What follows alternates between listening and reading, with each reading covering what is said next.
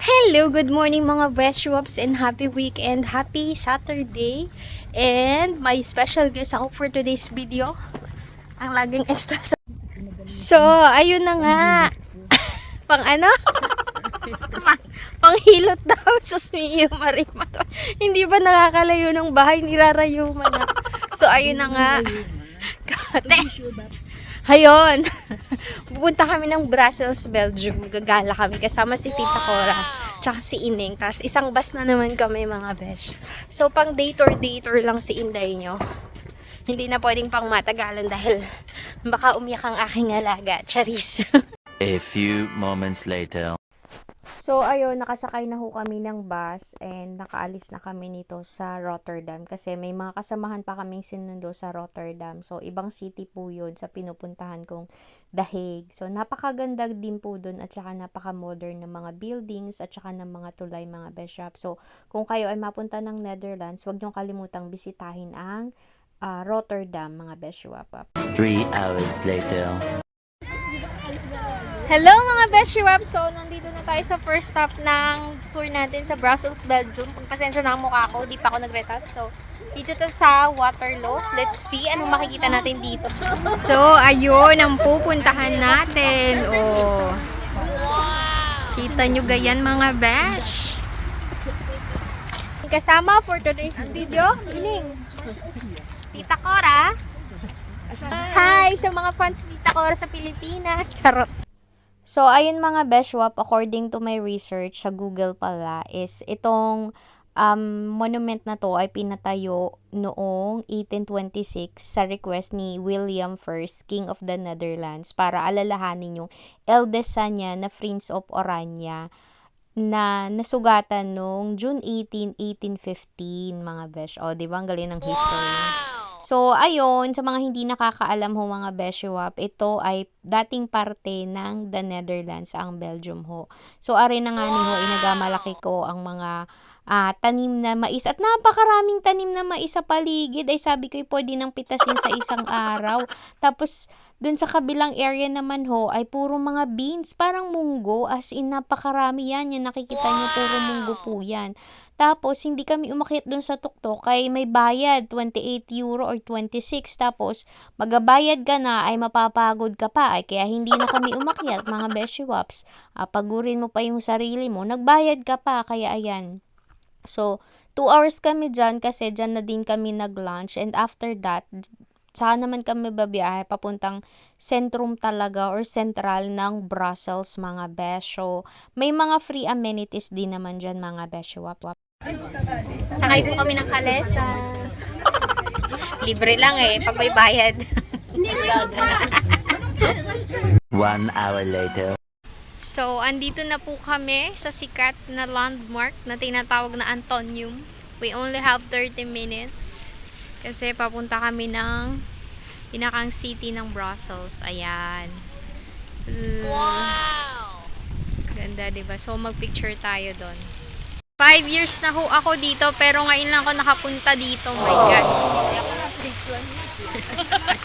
Si tita daw. So, ayun mga Beshwap, medyo wrong timing kasi alam niyo yun, dun sa unang pinuntahan namin, sa first stop is wala masyadong ginawa pero 2 hours kami. Dito na dapat maraming gagawin 30 minutes kasi nga medyo malayo-layo pa yung pinakang central ng or sentro ng Brussels. So, ayun, 30 minutes lang kami dun nagpicture-picture at saka wala din naman talaga masyadong gagawin. And napakaganda din ng Brussels kasi alam nyo, ang daming history, ang laki ng kanilang palasyo. Dito ko kasi sa amin sa Netherlands, maliit lang yung palasyo ng Hari at Reyna. Pero sa Brussels, grabe ang haba. And ang dami ding mga historical buildings, mga statue, ganun. Meron silang yung parang Arc de Triomphe ng ng France or ng Paris. Meron sila noon, mga besh, napakaganda. As in, parang kulang talaga yung isang araw para ikutin mo. Kasi, ni-research ko to before, dapat magta-travel kami na by bus. Yung mga metro, ang dami, as in, ang dami mong pwedeng puntahan na napaka-rich ng history nila na sana maano din natin to, ma-apply sa Pilipinas, yung mga historical buildings, sana hindi binabandalize, sana inaalagaan, and yun, mapapakinabangan siya for tourism purposes. And yung old buildings niya, mas gusto ko talaga yung mga design ng old buildings kaysa sa bagong design, mga bishop. I don't know, pero siguro sa past life ko, architect ako. Architect. May ganun. Oh, ayan, oh, nandito si Cardo. Cardo Brussels nga lang yung pangalan ng building. Natuwa ako kasabi ni Ining, ate, si Cardo nandun, oh. Ano, nasaan? Ay, sus, Mio, Marimar, pangalan pala ng building.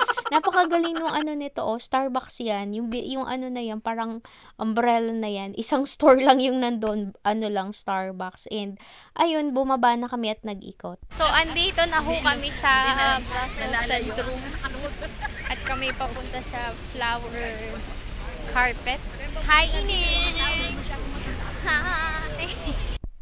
Ayun, at kami ho ay naglakad. Mga 15 minutes lang namang lakad mula dun sa binabaan namin papunta dun sa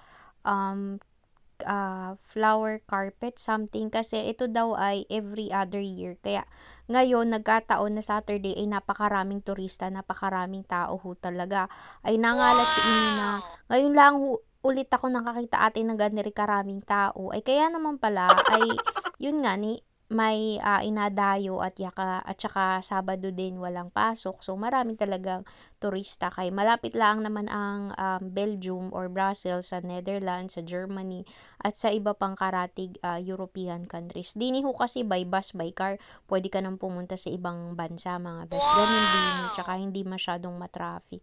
Maliban sa city. Yung pinakang city nila, ang hindi ko lang nagustuhan is medyo madumi. Hindi katulad sa Netherlands or dito sa Netherlands na kahit maraming tao, malinis. Lalo na sa mga park, walang basura, ganun. So, ayun, makikita mo yung comparison na sobrang comfortable kami dito sa Netherlands kaysa sa ibang country. Even sa Paris din, mga beshwap, medyo, ayun, hindi rin kaaya-aya. Lalo na sa mga subway nila. Para sa akin, pinaka-the best ang transportation or public transportation ng the Netherlands kasi malinis, maayos, ganun. O, diba? Second home ko na kasi ang Netherlands, char. So, ayun na nga ni mga besh, kami ay humiwalay na sa grupo at kami ay nauna na din ay pagkarami hong tao. Ay tingnin naman ninyo, ari daw ho ay gawa sa bulaklak. Every other year lang iri inagawa. Puro bulaklak yan, mga beshwap. Kita nyo gaano kahirap at gaano katagal ginawa yan para mabuo. So, after that, ayun, naglakad na naman kami at kami ay mapunta dun sa pinakasikat na chocolate store, yung Leonidas. Ayan, inahanap namin. And pagkatapos nun, kami naman ay kumain at wala pa maayos na tanghalian, mga besh. Marami ka ring makikita. So, andito na nga ho kami at mali pala yung unang napasukan naming tawag niyang store. But anyway, nakabili rin naman kami ng chocolate at masarap din naman. Hindi siya matamis pero sobrang creamy niya, as in. Sobrang napakasarap ng chocolate dito sa Belgium, mga besh. And ayun, nakapagpa-picture-picture pa nga ako dyan eh. O, diba? Tinanong ko muna yung mga nagtitinda kung pwede bang mag-video. At ito, nakita nyo, may alak yan. Yan yung chocolate na may alak. Hindi ako bumili at ako'y baka malasing, charis. So, naka-promo sila at ako na may nakabili, mga beshiwaps, para sa aking alaga. Later.